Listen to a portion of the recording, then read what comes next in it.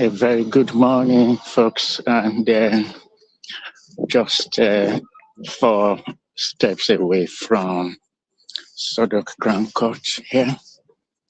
We are in week 6 of this ongoing trial of former Minister of Petroleum, Diezani Alisi Madueke. Let me first tell you of what happened here yesterday. Yesterday was supposed to be a full day, as I've mentioned before. This is a marathon trial. There is a parallel with a marathon race. You have turns, you have twists and turns. A lot of things do happen.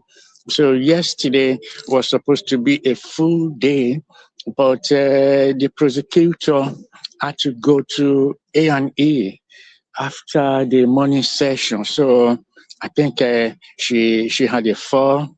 She had a fall somewhere, definitely not in the court, but the court did not have a full day yesterday.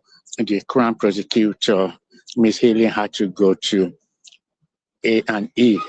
So the judge had to adjourn till this morning. But on Monday, which is the opening of week number 6, as you can see, the court is just right behind me there. And then today's proceedings should start anytime from 10:15.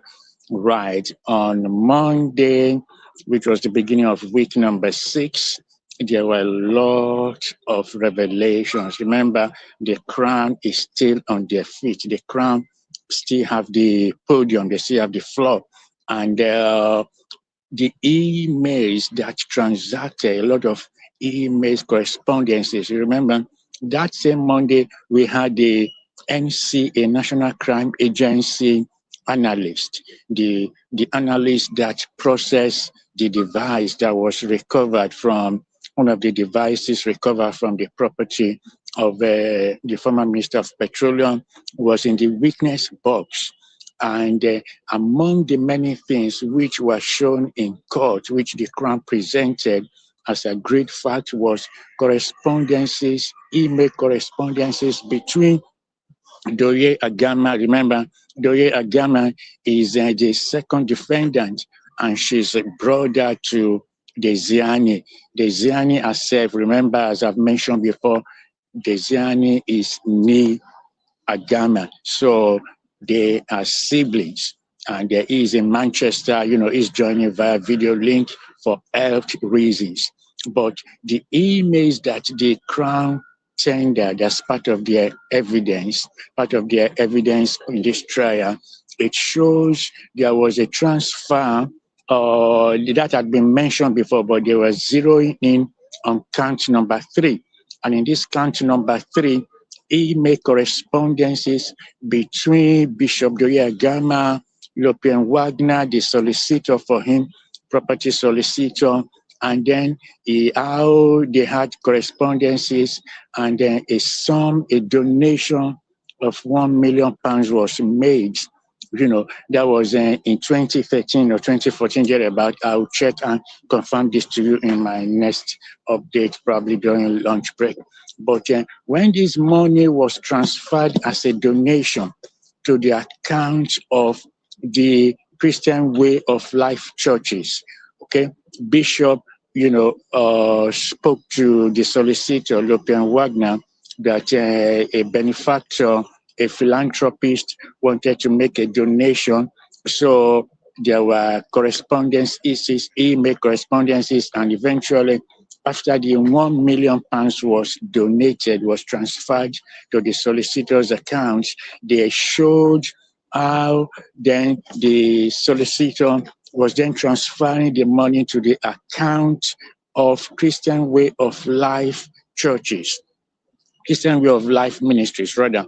So then from that account, the bishop made a couple of transactions. There were invoices, spendings, Hilton Hotel, Cartridge Hotel in Italy, probably on behalf of the ministry traveling, but they showed a lot of transactions, debit money being spent, train journeys, hotel residencies and consultation fee, and also salary for the daughter of the bishop. So these were among the evidences which the Crown presented. They showed this email. Remember, when they seized those devices, the processes, so all the emails, it's like all the private emails which you had. Imagine private emails you had with your brother or sister 10 years ago, which you never thought a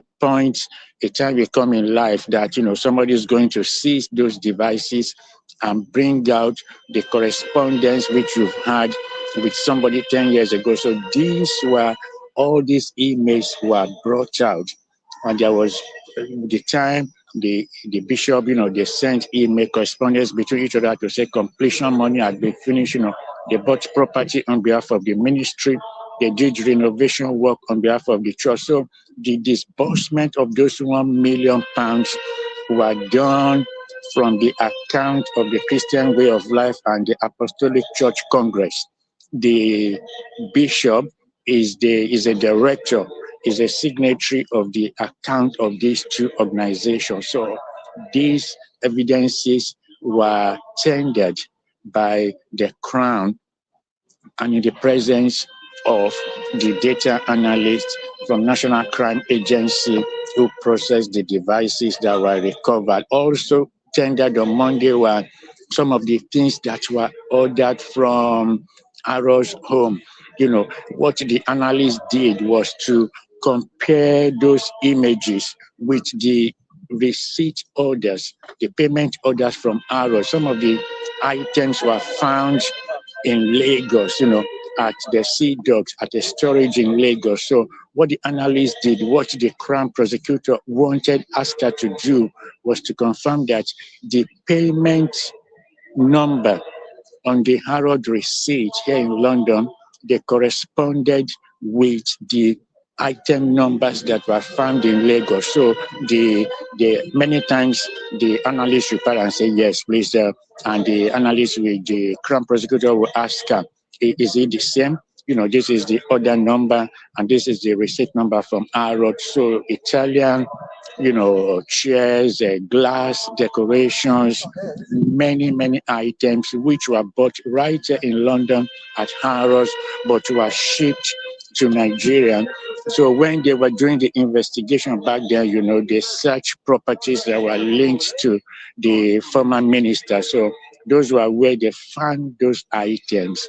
And again, remember, they were just asking the analyst to confirm. It's just like you've bought something at a store in Harrods, you've taken it to Lagos. So in order to be sure that this is the same item you bought in Lagos, that you bought in London, that you took to your property in Lagos, they'll confirm the receipt number and then with the item number with the barcode on the item found in your property. So these were some of the things which the analyst did on Monday under examination by the wife testifying on behalf of the Crown prosecution. She finished her evidence on Monday, and yesterday, like I said, yesterday was quite dramatic because remember, yesterday when the hearing resumed yesterday, it went on, but the Crown prosecutor had a domestic accident where she broke her arm.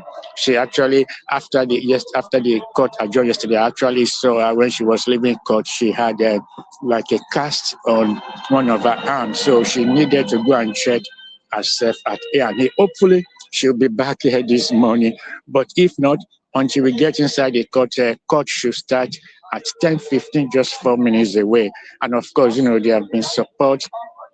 Ijo community, some members of the Ijo community, which had known for over 10 years, they were here yesterday to support the minister and also some other well-wishers. So that is where we are, week number 6, day 3 of week number 6. Hopefully, without anything happening today should be a full hearing. But the case on Monday, the minister was right there. She saw right there in court, taking notes, looking at the screen, the things which were being said, and then she was just there in the dock, of course, with third defendant Olatimbo Ayinde Interestingly, at the beginning of this trial, it was Diezani who was using a walking stick. On Monday, Olatimbo and they had a walking stick of herself, and of course she had her knee strapped. So probably she too she's had a fall or an injury. But these are things when they say life happens, it is happening right there at this trial. And hopefully the Crown prosecutor is well. Hopefully there was nothing serious and she'll be back here to take off from where she stopped yesterday. And hopefully by lunch break, I'll give you an update on how this trial is progressing. I'll see you then.